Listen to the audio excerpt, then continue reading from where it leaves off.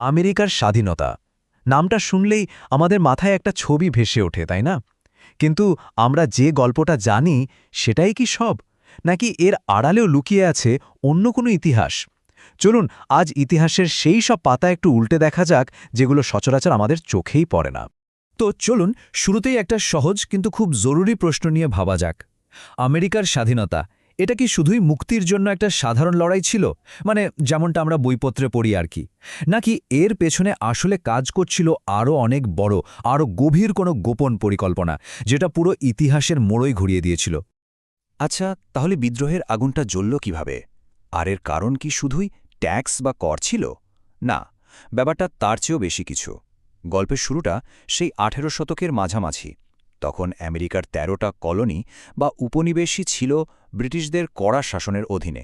কিন্তু জানেন তো, কোনো কিছুই চিরদিন একইভাবে চলে না। আস্তে আস্তে সেই শাসনের বিরুদ্ধেই কিন্তু অসন্তোষ দানা বাঁধতে শুরু করে। ব্রিটিশ সরকারও যেন বসেছিল না। তারা একের পর এক নতুন নতুন কর চাপাতে শুরু করল। যেমন ধরুন, ১৭৬৫ সালে নিয়ে এলো স্ট্যাম্প অ্যাক্ট, মানে যে কোনো কাগজ, এমনকি খবরের কাগজের জন্য ট্যাক্স দিতে হবে।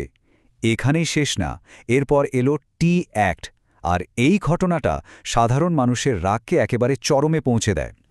আর ঠিক এই সময়টাতেই কলোনির মানুষের মুখে মুখে একটা স্লোগান যেন আগুনের মতো ছড়িয়ে পড়ল। কি সেই স্লোগান? প্রতিনিধিত্ব ছাড়া কোনো কর নয়, বা নো ট্যাক্সেশন উইদাউট রিপ্রেজেন্টেশন। ভাবুন তো একবার, এই ছোট্ট একটা বাক্য শুধু একটা স্লোগান ছিল না, এটা হয়ে উঠেছিল পুরো আন্দোলনের মূল ভিত্তি, একটা আদর্শ। কিন্তু একটা প্রশ্ন থেকে যায়, সাধারণ মানুষের এই যে এত রাগ, এত ক্ষোভ, এটাকে একটা সংগঠিত আন্দোলনে পরিণত করছিল কারা? কে ছিল এর পেছনে? এখানেই কিন্তু গল্পটা একটা দারুণ মোড় নেয়, কারণ এই সব কিছুর আড়ালে কাজ করছিল এক গোপন সংগঠন। আর সেই গোপন বিপ্লবী সংগঠনটার নাম ছিল সন্স অফ লিবার্টি। স্যামুয়েল অ্যাডামসের মতো তুখোড় নেতারা ছিলেন এর মাথায়। এরাই কিন্তু পর্দার আড়ালে থেকে সব কলকাঠি নাড়ছিল। গোপনে মিটিং করা, ছক কষা আর ব্রিটিশদের বিরুদ্ধে একের পর এক প্রতিরোধ গড়ে তোলা, এসবই ছিল তাদের কাজ। তাদের সবচেয়ে দুঃসাহসী আর বিখ্যাত অপারেশনটা ছিল বোস্টন টি পার্টি। আর এটা মোটেও হুট করে ঘটে যাওয়া কোনো ঘটনা ছিল না, একদম নিখুঁত পরিকল্পনা করে করা হয়েছিল।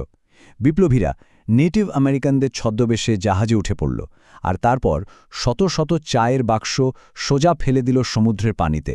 আর এই একটা ঘটনাই যেন বিদ্রোহের আগুনে ঘি ঢেলে দিল। কিন্তু ভাববেন না, গল্পটা এখানেই শেষ। এর ভেতরে আরেকটা স্তরও ছিল, আরেকটা রহস্য। এই যে বিপ্লব, এটা শুধু আমেরিকার ভেতরের ব্যাপার ছিল না, এর সাথে জড়িয়ে গিয়েছিল একটা আন্তর্জাতিক ষড়যন্ত্র, মানে বাইরে থেকেও কেউ সুতো নাড়ছিল। আমরা সাধারণত কি জানি? যে এটা ছিল কলোনিগুলোর নিজেদের লড়াই, নিজেদের উত্থান। কিন্তু আসল সত্যিটা হলো, এই যুদ্ধকে পেছন থেকে উস্কে দিচ্ছিল বিদেশি শক্তি, আর তাদের সাহায্যই পুরো খেলার মোড় ঘুরিয়ে দিয়েছিল। আর সেই বিদেশি শক্তিটা কে ছিল জানেন? ফ্রান্স। তাদের উদ্দেশ্য খুব পরিষ্কার ছিল, তাদের চিরশত্রু ব্রিটিশ সাম্রাজ্যকে দুর্বল করে দেওয়া। আর এ কারণেই তারা লুকিয়ে লুকিয়ে অস্ত্র, টাকা পয়সা, এমনকি সৈন্য পাঠিয়েও বিপ্লবীদের সাহায্য করছিল। আর ফরাসি জেনারেল মার্কিউস ডি লাফায়েত তো এই লড়াইয়ের একজন অন্যতম নায়ক হয়ে উঠেছিলেন। তো এই যে এত সব গোপন পরিকল্পনা, এত বিদেশি সাহায্য, যা কিছু পর্দার আড়ালে ঘটছিল, তা এবার সামনে আসার সময় হল। আর তার ফলেই জন্ম নিল এক নতুন ইতিহাস। সালটা ছিল ১৭৭৬। ইতিহাসের পাতায় এই বছরটা কিন্তু স্রেফ একটা সংখ্যা নয়, এটা একটা বিপ্লবের সবচেয়ে গুরুত্বপূর্ণ মুহূর্ত, একটা নতুন দেশের জন্মলগ্ন। ঠিক এই বছরেই থমাস জেফারসনের হাতে লেখা হয় বিখ্যাত স্বাধীনতার ঘোষণাপত্র, যেখানে বলা হল সব মানুষ জন্ম থেকেই স্বাধীন আর সমান। আর এই ঘোষণার মধ্যে দিয়েই কিন্তু আনুষ্ঠানিকভাবে জন্ম হল মার্কিন যুক্তরাষ্ট্রের। এরপর যুদ্ধ গড়ালো আরও কয়েক বছর। চূড়ান্ত মুহূর্তটা এলো ১৭৮১ সালে ইয়র্কটাউনের লড়াইয়ে। সেখানে ব্রিটিশ জেনারেল কর্নওয়ালিস আত্মসমর্পণ করতে বাধ্য হন। আর তার ঠিক ২ বছর পর ১৭৮৩ সালে প্যারিস চুক্তির মাধ্যমে মার্কিন যুক্তরাষ্ট্র পেল তার আনুষ্ঠানিক স্বীকৃতি। তো গল্পটা তো এখানেই শেষ হয়ে যেতে পারত, তাই না? একটা সফল বিপ্লব, একটা নতুন দেশের জন্ম, ব্যাস। কিন্তু ইতিহাসের আসল মজাটা তো রহস্যেই। কে জানে, আমেরিকার স্বাধীনতার এই গল্পের সবটা হয়তো আমরা এখনও জানি না। তাহলে শেষ প্রশ্নটা কিন্তু থেকেই যাচ্ছে, যদি আমেরিকার মতো একটা দেশের জন্ম ইতিহাসের পেছনেই এত গোপনীয়তা, এত অজানা অধ্যায় থাকতে পারে, তাহলে একবার ভেবে দেখুন তো, আমাদের চেনাজানা ইতিহাসের পড়তে পড়তে আরও কত সত্য উন্মোচিত হওয়ার অপেক্ষায় লুকিয়ে আছে।